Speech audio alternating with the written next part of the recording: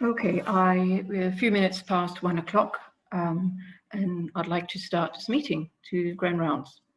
So welcome to everyone for zooming in to the second Grand Rounds presentation of the academic year. I am chairing the session on behalf of Tom Farthen, who's away on leave. My name is Anna Maria Choi. I am a clinical academic, and one of my roles within the medical school is to be the lead for the Dundee Clinical Academic Track. This is an overarching role that overlooks undergraduate and postgraduate research, and I'll be talking a bit about that at the end of the talk. But the main focus of this session today is to talk about undergraduate research that is promoted through DRAMS, the Dundee Research and Academic Medical Society. It's a very vibrant society, and I'm very proud to see what they have achieved over the last few years. So this afternoon, DRAMS will be presenting some research that they've done to assess current clinical activity within the undergraduate school, and also what are the challenges facing medical schools if they are interested in research. So DRAMS, for those of you not too familiar with the society, it's a purely led student society. There's some mentorship and advice from myself, but DRAMS' role is to maintain and promote research and academic medicine within the medical school and to provide medical students with opportunities in research. So it's very much in line with what I do in DCAT. And in this particular session, Wani, on behalf of DRAMS, will be officially launching DRAMS' new website and introducing what the website can offer them and what's ahead in terms of research for DRAMS in the year ahead. We have speakers this afternoon, and we are honored to have our Dean, Professor Rory McCrimmon, who you all know as our Dean, but for perhaps the new medical students joining us, you may not be also aware that he's an eminent physician scientist. Rory has many roles, and he is a professor of experimental diabetes and metabolism, as well as being our Dean. His laboratory research are in hypoglycemia and in brain regulation of glucose homeostasis in type 1 and type 2 diabetes. He's also actively involved in clinical trials and is indeed a clinical lead for the Scottish Diabetes Research Network. He's also a Fellow of the Royal Society of Edinburgh. He has been awarded a number of prizes, including the R.D. Lawrence Prize Lecture by Diabetes UK. He serves on a number of editorial boards and has also a major role as a non-executive member of NHS Tayside. Wani is our president of DRAMS. She is a fourth-year medical student at Dundee, and she has a background in neuroscience with a BSc and a diploma under her belt. In fact, her diploma is in Germany, and she was awarded by the University of Melbourne, where she spent her earlier academic life. So we are very excited to have Wani with her vast experience in DRAMS. Vani is passionate about academia and hopes to use DRAMS as a platform to help engage and guide students actively in participating in research. We also have another key member of DRAMS, Benjamin Koo. He is the digital infrastructure lead, also known as the digital guru in my mind. And Benjamin is currently reading in his third year in Dundee. He's completed his medical research since recently, and he's fully aware and understands and appreciates the importance of research, so hence his contributions. He's also, fortunately for DRAMS, an IT tech enthusiast, and he's wholly committed to using technology to empower DRAMS to do what they do and equip medical students with skills in research and academic medicine. So both of them will be with us for this presentation today. I'm not very IT savvy, so I'll apologize in advance if anything goes wrong, but please may I have your patience. So with no further ado, I'd like to introduce Wani and her presentation and hand over to her. All yours, Wani. Thank you so much for the introduction, Dr. Choi. Now I'll be going to the presentation. I hope you all can see the screen, and I'll be just running the presentation right now. Is that all right? Yeah. Okay. Thank you. DRAMS is a student-led society within the medical school at the University of London. Our main aim is to promote research in academic medicine within the medical school and to provide medical students with opportunities for research. This is the DRAMS committee for the academic year of 2021. We are comprised of medical students of all years. Juanita, the sound is not too good. Do you want to? It's not very clear. We can't hear you. Okay. Sorry, just give me 1 second.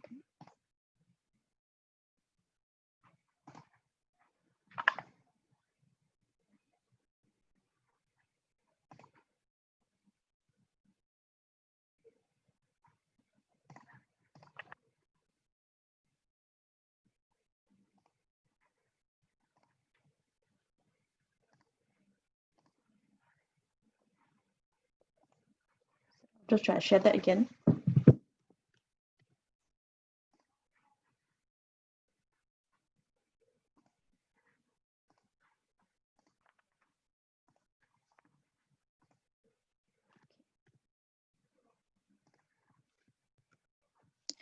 DRAMS is a student-led society within the medical school at the University of Dundee. Our main aim is to promote research in academic medicine within the medical school and to provide medical students with opportunities in research. This is the DRAMS committee for the academic year of 2021. We are comprised of medical students of all years, including intercalating BMSc students. As a group who is passionate about research, we hope to help students develop research skills, get involved in projects, and understand the relevance of research in medicine. We are very pleased to introduce our DRAMS advisor, Dr. Anna Maria Choi. She is a clinical lecturer and a consultant cardiologist with interests in inherited cardiac conditions and arrhythmias. Dr. Choi is the Inspire Lead for the medical school and also the co-director of the Dundee Clinical Academic Track, also known as DCAT. As an academic society, it is important for us to understand how research is relevant and regulated in undergraduate medical training. The General Medical Council clearly outlines research competencies for graduates. In the most recent edition, there are more research outcomes, including the ability to explain the role and hierarchy of evidence in clinical practice and decision-making with patients, interpret and communicate research evidence in a meaningful way for patients, and interpret common statistical tests used in medical research publications, to name a few. With increased expectations for medical graduates to understand research, it is crucial that students receive adequate opportunity and resources to participate in research during undergraduate training.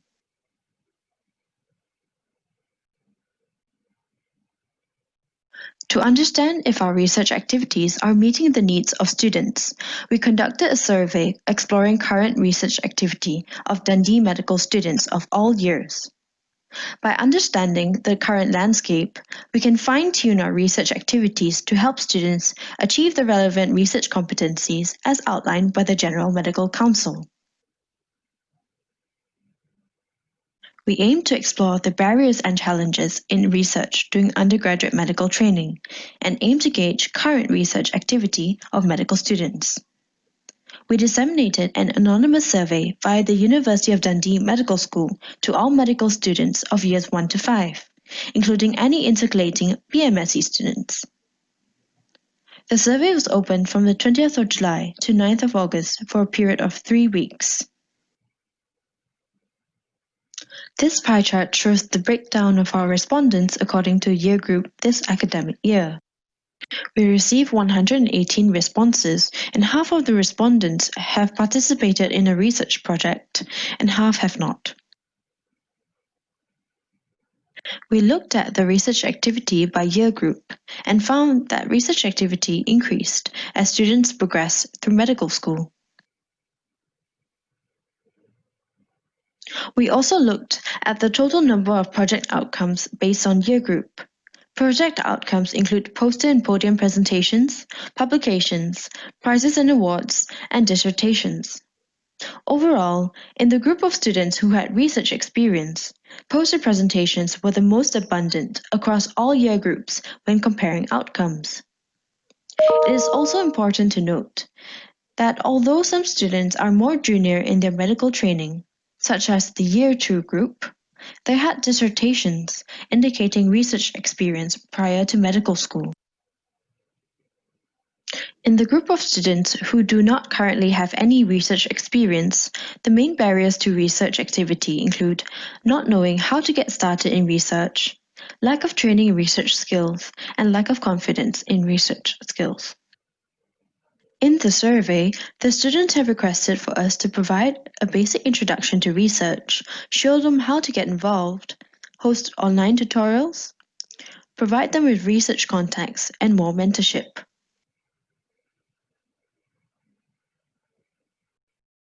We also asked the students if they would document any research activity in their medical school portfolio. 84% of the respondents said yes, 6% said no, and 10% said maybe. In conclusion, research is an important part of medical training as outlined by the General Medical Council. Research activity increases as medical students progress through medical school. The main barriers to research activity include not knowing how and where to begin, confidence, and training in research skills. This is particularly important in designing research activities to match participants' needs. Finally, majority of our respondents we had would document their research activity in their medical school portfolio. This is important as proper documentation can help in self-monitoring and self-regulation of research development throughout medical school. Based on the information from our survey, we designed new research activities this academic year to help students develop their research skills. Firstly, we have written a short guide on how to get involved in research at the University of Dundee. This guide includes suggestions for students to integrate research in their medical curriculum throughout the years, such as through SSCs, BMSCs, vacation studentships, and so on. We hope that this guide will serve as a starting point for students who have no experience in research, and we are planning to launch this guide in the near future. As students have shown an interest in online modules, we have designed various introductory modules to research and relevant skills, such as literature searching and referencing, critical appraisal, introduction to medical statistics, and many more. The best part of these modules is that you can do them in your own time and at your own pace. All of these modules have been designed by students for students and reviewed by experts in the field. To provide more guidance for students, we have started a peer mentoring program where students with experience in research can help guide those who do not know how to get started. Not only can peer mentors share their own experiences, they can also provide practical tips on how to balance both medical studies and research. Besides peer mentoring, we have worked hard to create a student-led clinical and academic research scheme, also known as CARS. This scheme helps supervisors advertise research projects or short-term opportunities through DRAMS. We then call for applicants, and supervisors will receive anonymized copies of personal statements and CVs of all students who are interested. The supervisor can then select who they would like to work with, or even choose to work with all of the students. Since the launch of CARS at the end of August this year, we have already engaged 30 students in 3 different departments in NHS Tayside. We hope to expand this scheme to different departments, and if you're interested, please get in touch with us. The latest addition to our newer activities include a 5-part series on the Academic Foundation Program and Basic Research Skills, hosted by the current Academic Foundation doctors themselves. We will be running workshops on literature searching and referencing and medical statistics. DRAMS also runs a journal club. We invite senior consultants or lecturers to select 2 research papers on a topic or theme. Students can then volunteer to present at the journal club and will receive certificates. These sessions help students learn how to critically appraise research papers, which is an important skill to have. Every year, we hold a national undergraduate research conference called Discovering Research. Medical and dental students from all over the UK are invited to submit abstracts for the chance to present their work in the form of oral and poster presentations. We have a monthly newsletter that summarizes interesting journal articles. Students can volunteer to contribute to the monthly newsletters and will receive a certificate and Amazon voucher upon completion. To help students explore research, we host research talks throughout the year. These talks normally have a theme and will allow several researchers to talk about their work in detail. Students will often get the chance to network with these researchers. To help students develop research skills, we host a variety of workshops such as literature searching, referencing, critical appraisal, and many more. One of our main events is the Research Showcase. In this event, you can get to know what DRAMS and DCAT are about, how we support students, and the different research opportunities available at both the university and hospital. We host a wide variety of academics and students to engage with attendees and share their research experience. This year, we will be hosting the Research Showcase virtually. If you would like to showcase your work and share your experiences about research, please get in touch with us. Now, moving on to what we've all been waiting for today, our website launch. Over the summer, we have been working tirelessly to develop our website in order to enhance dissemination and accessibility of our research activities. We hope that with our new website, medical students will engage with research activities more actively in the years to come. Not only that, we hope that our website will serve as a platform for more local, national, and international collaborations. Before we move on to the details of our website, I would like to thank all of our sponsors, our DRAMS Advisor, Dr. Choi, all past DRAMS committees, and the current DRAMS committee members, especially Tor and Benjamin, for helping realize our vision of the website into reality. Benjamin, who is our digital infrastructure lead, will now do a short presentation on how to navigate through our website and highlight main website features.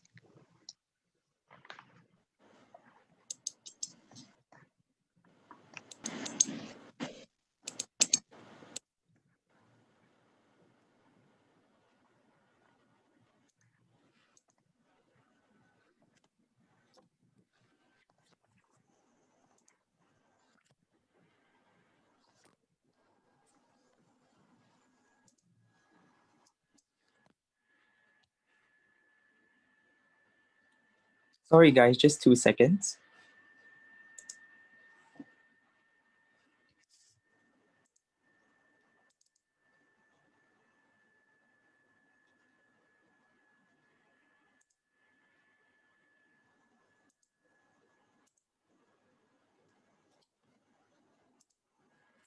Hello, my name is Benjamin, and I'm the Digital Infrastructure Lead for DRAMS. I'm really excited today to be sharing with you our new website.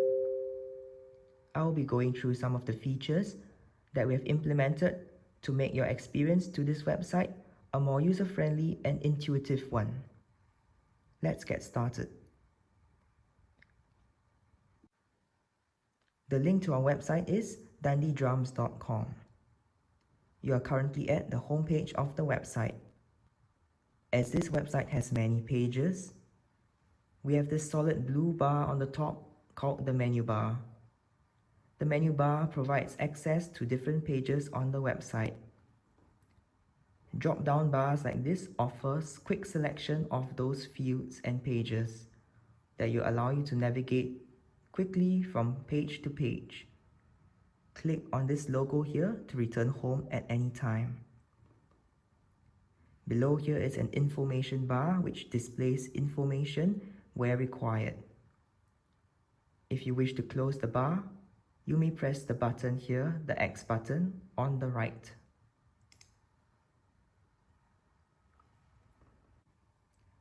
To effectively capture the user's attention on the website, as well as effectively display information, the website uses moving panels like these called image carousels to display information. You may scroll up and down the website by using your mouse or using interactable buttons such as these. One click and you're able to scroll up and down the website. The website has many interactable buttons such as these that when hovered over will change shape and size. These buttons bring you to different areas on the website. By use of solid colors to surround the text, the website is able to create a clean, clear, and organized look. This allows for easy navigation and organization of different areas on the website. Social buttons like these, when clicked, bring you to different social pages that belong to DRAMS. This is our Twitter feed. If you need to search for anything, you may type your search in the search box here. Our website is accessible and user-friendly, and you can change the text just by a click of the button. You may return to the original text size by clicking the middle button. If you wish to return to the top, you may press the button located at the bottom right at any time. This little pop-up tab here pops up a contact form which allows you to contact us if you need help in anything or have any queries in anything. Alternatively, you may contact DRAMS on Messenger or email.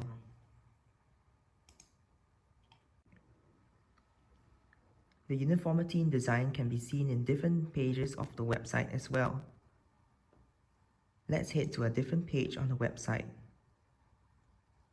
This is a COVID-19 page on the website created to host resources that students can access on COVID-19.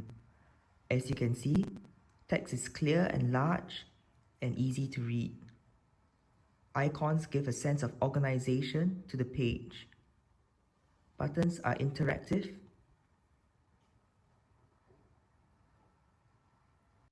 And as you scroll down, you can see different colors denoting different areas on the website. This shows organization and hierarchy.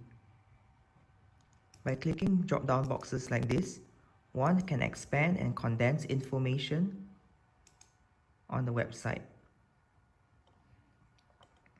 Once you're done, you can click to go back up to the top. Let's go to another page. Let's go to another page on our website. This is our Journal Club website. As you can see, events are sorted out in chronological order according to the date of the event. Text views can be expanded and condensed. And for this website, you can even embed and play videos back.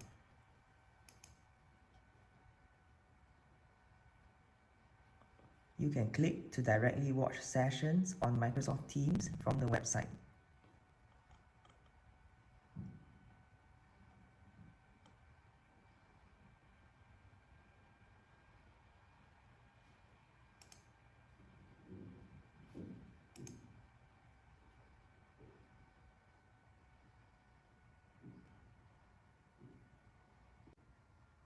With that, I've just summarized some of the key features of our website. I hope this new interface will allow you easier access to our information and resources. I hope you enjoy our new website, and thank you so much for your time.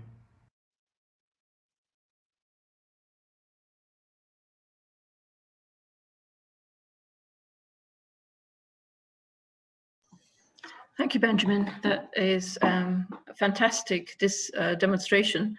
And I'd like to congratulate yourself, Wani, and the rest of the DRAMS committee, and all the members who have contributed to this quite amazing platform, to be honest. I think it's been discussed for a long time, and this current committee has finally reached this stage where we are ready to launch, ready to go live. And I think At this stage, Wani, yes, we would like to invite Prof. Rory McCrimmon to officially launch the site. Rory, are you with us? I am. Can you hear me okay? Yes, we can. Yes. Oh, fantastic. Well, look, Wani, Benjamin, that was fantastic. That was a super presentation, actually. I think we're going to have to get you a job designing the university's website, which is far less accessible than that. So, and congratulations, as Anna Maria said, that is a super job. And it's great to see that resource for all the students across the school to give them the opportunity to at least look and consider what they might want to do within this space in the future. So, super job, everyone. Now, what you'd asked me to do is present a little bit about why students should do research. So I will briefly share my screen. Let's see if that, is that going to work? Or are you going to have to, no, there we go. Let's go back up to the start. Where is slideshow from the beginning? Great. Can you see that okay? All right, fantastic. So the question, of course, that you asked me is, why is research important for medical students? And this is a broad reply, but research effectively increases our understanding of clinical medicine. And that's research can take place in many, many different ways, from the bench to population type research and to the educational programs that we actually run. And I'll show a little bit about that later on. But I think it is fundamental to the way that we work. And one way, I mean, a lot of medical students, when they arrive, of course, their ambition is to become a doctor. And so they're keen to run through the system and eventually to graduate and get onto the wards. And I can understand that. Research in that sense seems like a distraction. And yet everything we do, everything that we learn has been born out of research in some context, not always good research.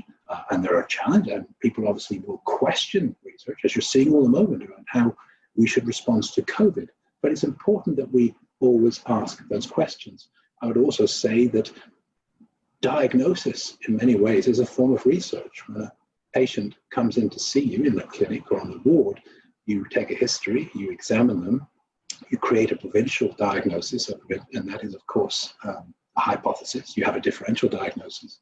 You order first-line investigations to test that hypothesis, and then depending on the results, you either continue in the direction or change direction. So the approach that we take to diagnosis is not so dissimilar to the approach that you take in research. So I think it is, again, it's a fundamental training in what we do. And so research facilitates that critical thinking that is so necessary for you in clinical practice at every level. I think in terms of the prospects of successful application for future positions, it's also important. I don't think medical students are perhaps aware that when you qualify now, the way in which CVs, for instance, are assessed for those all-important foundation jobs are divided up, and ultimately points meet prizes. So if you have presentations, if you have publications, if you have additional degrees, they will all count in your favor. You are, of course, going to get a foundation job, but if you wish to have the foundation job of your choice, you need to be more competitive. That's the same in a highly competitive world. Yeah. Sorry, Rory, to interrupt, but I'm not sure if you're meant to be moving your slides, because I think it's stuck on the first one. It's not. I was talking around my first slide. Oh, I'm sorry. I'm sorry. There you go. I wasn't sure. No trouble at all. I was just really looking at that. And really, the other point that is raised by this simple conversation, Anna, was around the importance of teamwork. As Maggie Bartlett would say, medicine is a community of practice. You're working in teams. And in research, you're doing exactly the same. Nowadays, research is rarely done by one person. It's done by teams of individuals, often from different disciplines. And that's what makes it so fascinating and so interesting to do. So there you go, Anna. A long chat, a bit of a ramble around the one slide. So why should you do it in Dundee? Well, Dundee is, we're a mid-sized university, but we really pack a heavy punch. And when it comes to research, we're the 5th most research-intensive university in the UK and 15th in the world in terms of the number of citations of any publication, which is why we're also 20th in the world for impact. So the work we do here is of an exceptionally high standard. When you think of the thousands of universities out there, and we are right up at the top of that. And that's testament to sort of the work that's being done in Dundee. I'm bringing up the European awards because, unlike Boris, we'd be desperate to stay in Europe because Dundee does incredibly well in terms of European funding. And many of the people listening on this call have been recipients of these massive European grants, which generally favor impactful clinical research that is changing people's lives. And we are up here, we're number 6 in all of Europe in terms of the funding we bring in. Now, broadly in the school, we have 3 major themes of research. That's medical education, precision medicine, and realistic medicine. Medical education, you all know about the curriculum review that's ongoing. It's been slightly delayed by COVID, but due to come in next year. And the focus, and we brought multiple stakeholders were brought into to adapt and evolve the curriculum. But the question, of course, is always going to be, have we done the right thing? Is this the right way to teach the next generation of doctors? Are they going to emerge as sort of high quality, adaptable young clinicians that we hope they're going to be? Well, you do not know that until you test it. And I'm a firm believer that you just don't do something because you think it's a good thing. You test your hypothesis and you see whether you are right before you ask other people to follow it. And we will do that with the Dundee curriculum. We've developed in the last few years the longitudinal integrated clerkships, as you know, which are putting people out, students into a practice for a year in the community where they follow patient care from beginning to end. This is a new model. It's being tested. It's been shown to be very effective in small groups of people. ScotGem is going to be an entire program of 55 students who take part in this. And this then may have a bigger place within our curriculum. Again, we need to test it. And of course, we've got the Dow Simulation Center. Simulation-based training is meant to be fantastic. It's early clinical exposure. It's a safe environment. We can bring lots of teams in together. And it's something that we really do a lot of here in Dundee. And we led the way. But again, anything done in this work, anything new, as we bring in some of the new technologies that can help in this place, we need to test them. And it's a great project for students to do to see whether this makes a difference and improves learning. And then when we move into areas like precision medicine. Now, precision medicine, you could perhaps say is right drug, right person, right time. But that sort of leads into different areas. So this came from John Dillon. It's a multi-award winning application where he was looking at tailoring liver function tests. So we didn't just send them up, we do a blanket screen. This is a way of feeding back on the results, directing the next set of investigations. And this really does improve care and speeds up the quality of care that we're able to deliver. Very innovative type approach. And we have some great academics around. So this is Sarah Martins de Silva, Dundee academic, one of the top 100 women of 2019 for her work in male infertility. And that's really good to see. This is from Jacob George, who was doing work looking at vaping, helping with the vaping versus cigarette smoking and how it affected people's hearts. So these are very practical, real-world projects. We have Bob Steele's work that's gone on for a number of years onto the bowel screening program, which is now being used throughout the world. Again, early diagnosis using modern technologies. Here is the work with Iris Grunwald, who's just joined us, who's going to be looking at stroke thrombectomy services. We'll get to the stage where we can put CT scanners in ambulances, take them out to the patient who is potentially suffering a stroke. That image can be sent to a radiologist, no matter where they happen to be within Dundee. If the stroke is diagnosed, thrombolysis can be delivered there and then. Patient can recover there and then. You can start to see movement. It's quite an amazing change. So again, very clinically based, important type of research. And I'm just selecting some of the huge amount of work that actually goes on in medicine. We were top in the UK for the impact of our work in 2014. So there's a lot of good stuff here. And then we move on to realistic medicine. And I'm just illustrating using this slide to perhaps illustrate why this is also important. If I put any person into a clinical trial, they will improve in their outcomes. I come from a diabetes background. If you can consider this was their HbA1c in the clinical trial, that will drop, showing I improve their blood glucose control. However, in the real world, I rarely achieve those outcomes, and I rarely see sustained outcomes. And that is because of the impact of the environment, the context in which people live. Their childhood experience, their housing, their education, their social support, family income, employment, our communication. These things affect patient care. We have lots of drugs, we have lots of interventions, but we're actually not addressing, and we have great problems in addressing chronic disease, and we need to look at this more broadly, and that's what you might call realistic medicine. And here in Dundee, we have real problems here. There's massive social deprivation in Dundee, and it's something that I would like to see as a school addressing. And the health inequalities gap, the difference in outcomes between the poor and the rich, it's got worse in the last 20 to 30 years, not better, which I think is a travesty in a rich society like ourselves. And I'm very, very keen to see more medical students and more of our academics getting involved in this type of research, which really does change people's lives. And here's an example of it. This is work by James Chalmers, where he was looking at the impact of air pollution on outcomes and showing that there were more hospital admissions at the time when air pollution was worse. And of course, air pollution also happens to be worse in the poorer areas of town, where people are brought together in small areas, where they don't have much access to free space, where there are a lot of buses and cars and trains. And so, of course, this again is an example of the social inequality of care and an important area of research. So that's a brief outline. It's a tiny outline. The simple message is that I think research is incredibly valuable to you, no matter when in your career you decide to do it.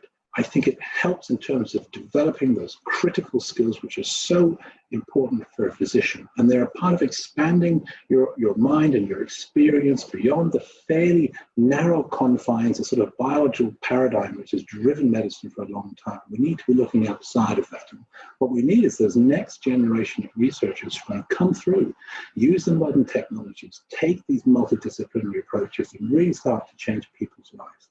And I'm hoping that you are going to be the next generation who do that. So thank you for your time there. I will stop my share and I will hand back to you.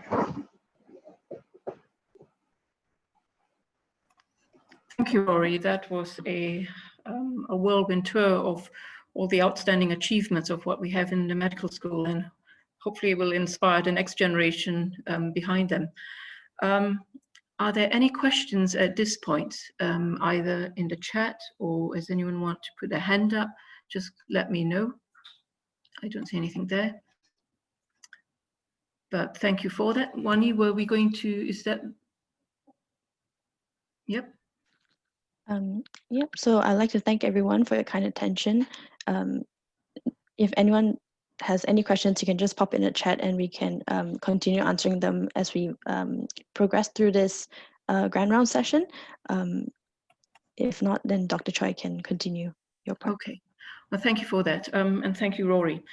I'm going to now share some thoughts on and provide some information for those who are not familiar with the DCAT program, particularly for the students who have joined us, to the young trainees that have joined us. I'll just get share my.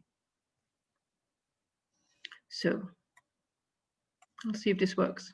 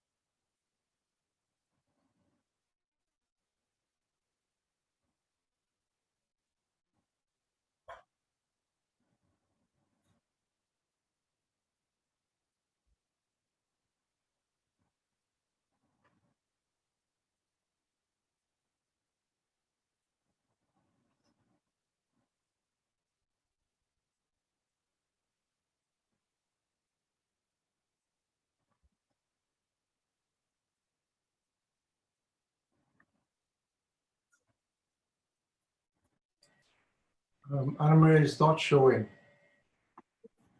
All right.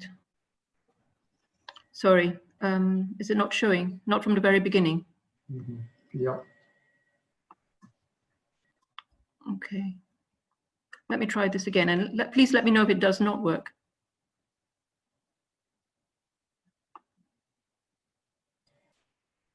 We need to share from the beginning.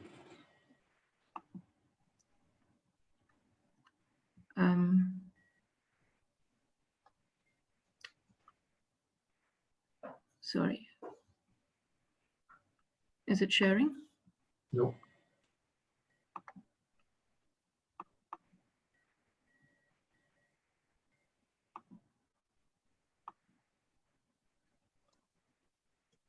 Yep, we can see a presentation now. Can you see it? Yeah. Can you hear it? No. I can't get it to share for some reason.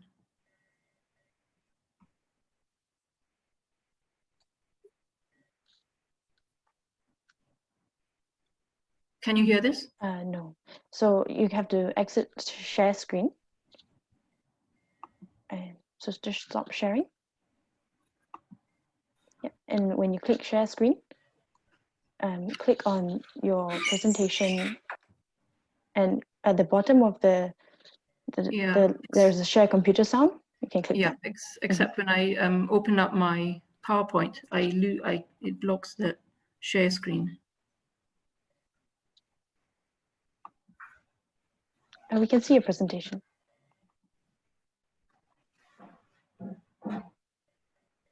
Is this working? No. No. You try to talk your way through. Okay.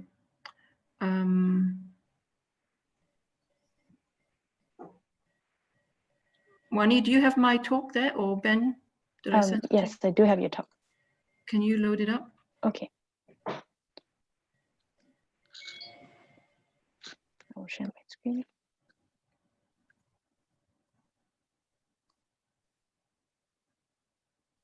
Okay. My name is Anna Maria Choi, and as lead for the Dundee Clinical Academic Track, I'm grateful for this opportunity.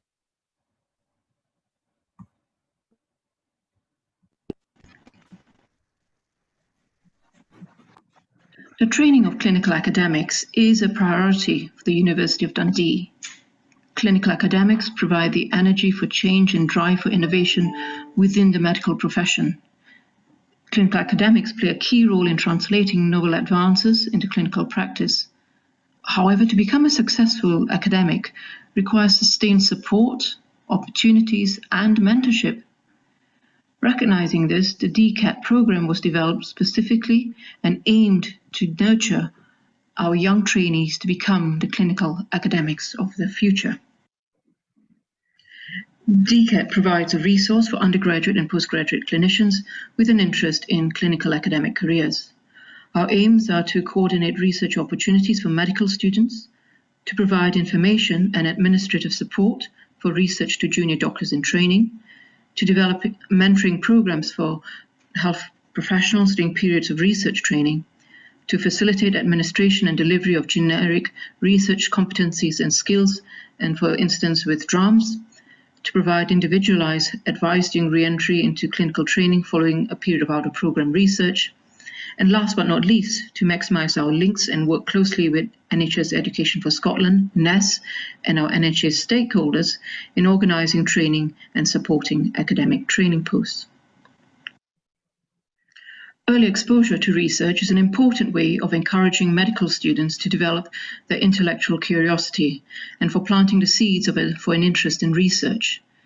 The opportunity to participate in the process of asking and answering research questions provides hands-on experience in critical analysis and appraisal, as well as training in a wide variety of transferable skills. To ensure that medical students have access to research, the University of Dundee has created opportunities for medical students to undertake research projects at various stages of their degree. The SSc in Research Practice is a 4-week program in the second and third year of their degree, which allows immersive experience in research, and this can continue in the ensuing summer for a further 6 weeks as part of the DCAT vacation studentship. These immersive hands-on experiences are highly popular, and in fact many of our students go on to do the integrated BMSc. DCAT also runs the Inspire program. This is a program that does, and is in fact supported through Inspire. Research opportunities for junior doctors include specific posts such as the academic foundation posts or the SCREDS clinical lectureship. Research activity may also involve an out-of-program period of research, leading towards a higher degree of an MD or PhD. DCAT has oversight of all these training posts, working closely with the postgraduate deanery, the TPD leads, and academic supervisors. In parallel and underpinning all these research posts, DCAT runs a mentoring scheme, matching mentees with mentors, and this can occur at any stage of their career. DCAT facilitates and supports research for academic foundation trainees, matching trainees with supervisors and mentors, and monitors their progress over their 2-year program. In Dundee, as well as achieving clinical skills and competencies as outlined in the foundation program curriculum, DCAT also ensures that these trainees have additional opportunities to gain experience in a variety of research areas, including clinical or laboratory-based teaching or quality improvement research. These are opportunities to develop teaching, mentoring, and leadership skills, and to demonstrate these milestones and competencies for their portfolio in their future career. In Dundee, we currently have 5 academic trainees. Dundee is quite unique compared to the other centres in the sense that we have a 4-month uninterrupted block of research. And within this research time, they have a day each week in a clinical specialty of their choice to ensure that they maintain their clinical competencies. The SCRAD's clinical lectureships are organised and monitored through the DCAT programme with the support of NHS stakeholders, including the clinical leads and the postgraduate dean. SCRAD's clinical lectureships are organised by the Scottish Clinical Research Excellence Scheme, together with Scottish universities and NES. These are registrar grade posts which offer academic training opportunities in addition to specialty clinical training. SCRAD's posts can be any specialty or in any research area, including teaching and general practice. SCRAD's posts have a time allocation of 80% for clinical training, and in addition, the other protected time of 20% over the full period of the post. The SCRAD's training pathway is quite flexible, and it can be held by someone who's pre-doctoral or postdoctoral. Research activity, therefore, may be focused on preparation for entry to an out-of-program research project, for instance, towards an MD or PhD, or it can be postdoctoral, focusing on an area of interest that has been identified during the out-of-program research. In the past year, there have been 12 SCRAD trainees in Dundee in a variety of clinical specialities. In fact, they have been very successful, and I would like to invite any young trainee who is interested in applying for a SCRAD's post in their speciality to contact myself or DCAT. In summary, the DCAT program provides a pathway of opportunity for research from undergraduate to postgraduate, facilitating research and training, providing support and mentorship by working with stakeholders in the NHS, the deanery, and the university. Thank you for your interest and your attention.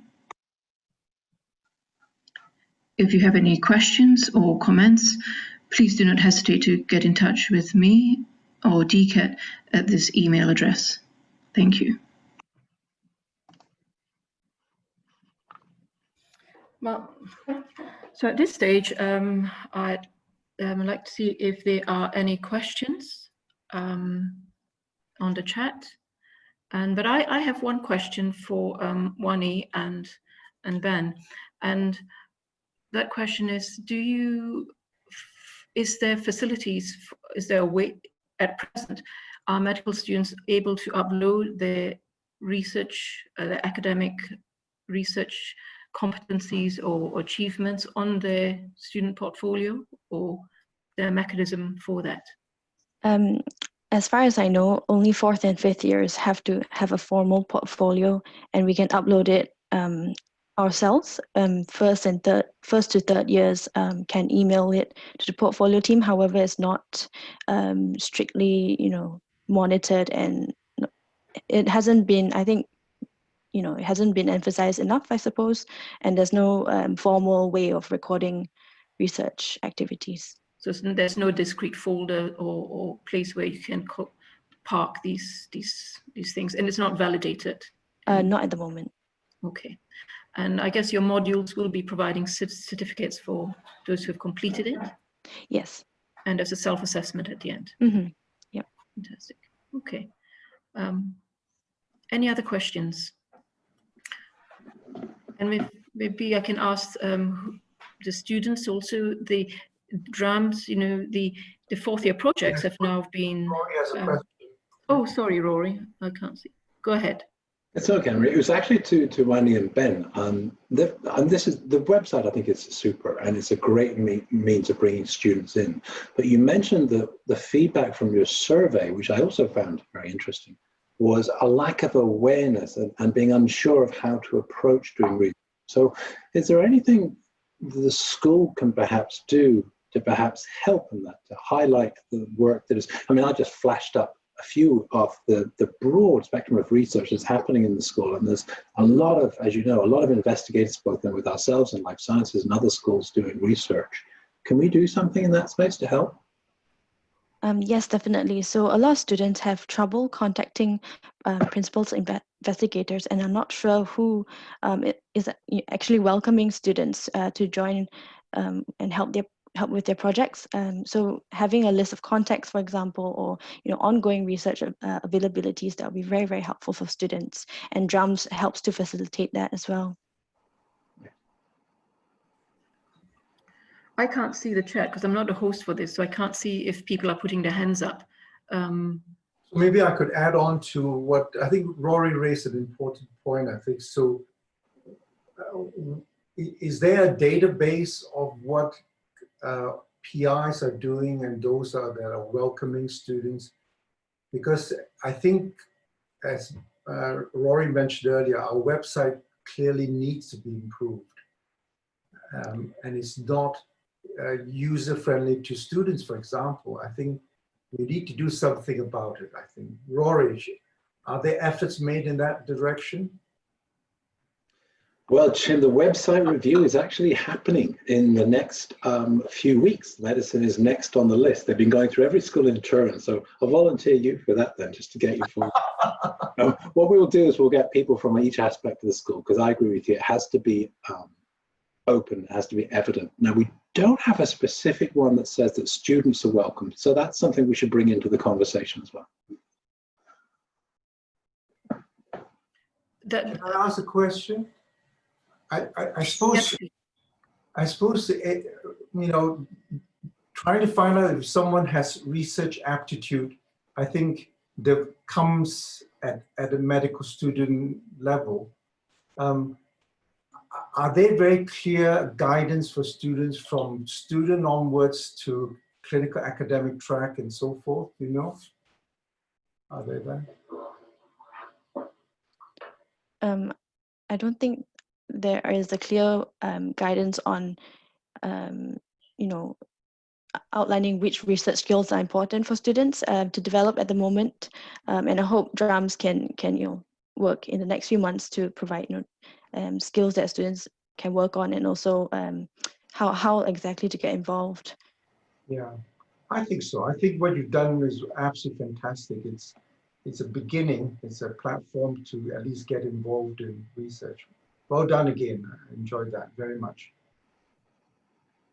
I would just say that I firmly believe that research is an attitude of mind, if you like. I don't think you necessarily have a research project that you do in your third year isn't necessarily going to be the research that you do 10 years later when you're a qualified specialist. And I don't think that really matters. What it is a period of training in critical analysis and appraisal. And therefore you take that with you no matter what you do later on in life. So I think open your mind, do whatever you like, but that it's an incredibly valuable period, and you will carry those skills with you forever, frankly. Absolutely. I can only echo that. Yeah. I can't see if people have their hands up because I don't have the host permissions. But if anyone does have a question, just pipe up.